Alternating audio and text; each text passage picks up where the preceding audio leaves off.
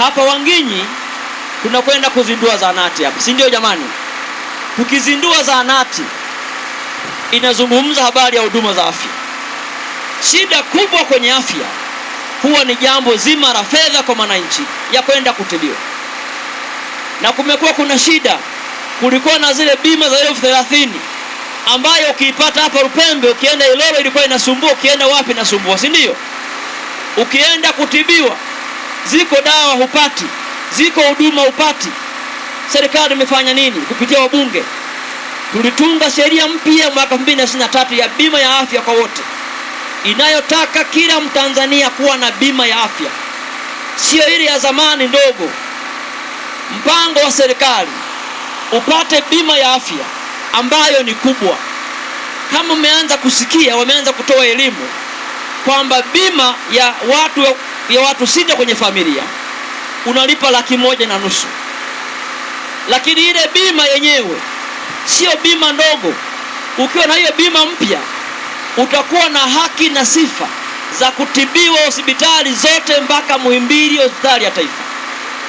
Na niwaambie wana Wanginyi, 1,500,000 unaweza kudhani ni kubwa, lakini kwa mtu mwenye ugonjwa mkubwa 1,500,000 ni hela kidogo sana. Kwa mfano mtu ambaye anaumwa kansa, pengine gharama yake ingefika mpaka milioni 7. Bunge limeshauri nini? Tumeshauri kwamba mfuko wa bima ya afya uongezewe fedha.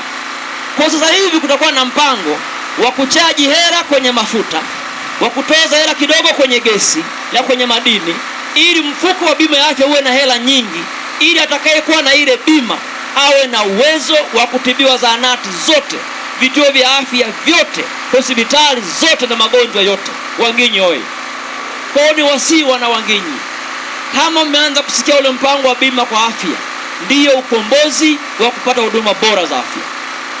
Na hii kampeni ya serikali ya kujenga zahanati, vituo vya afya, hospitali, lengo lake ni moja tu.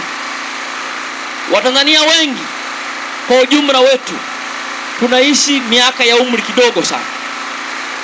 Kwa hiyo ili wananchi waweze kuishi maisha marefu ni kuwa na uhakika wa afya. Kwa serikali inapoboresha huduma za afya inataka Watanzania waishi muda mrefu. Kwamba kukiwa na afya nzuri unaweza kufanya kazi, ukapata fedha, ukaimudu familia. Kukiwa na huduma za afya karibu, kama kuna ugonjwa ilikuwa mtu afariki akawahi kutibiwa, ataishi miaka mingi zaidi. Kama yuko mama kwenye huduma ya uzazi, pengine mtoto au mama wangepata matatizo, lakini kama huduma za afya ziko vizuri, huyu mama na mtoto atapona.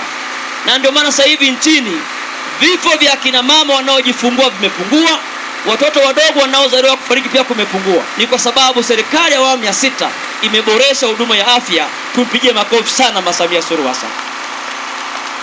Wanginyi oye!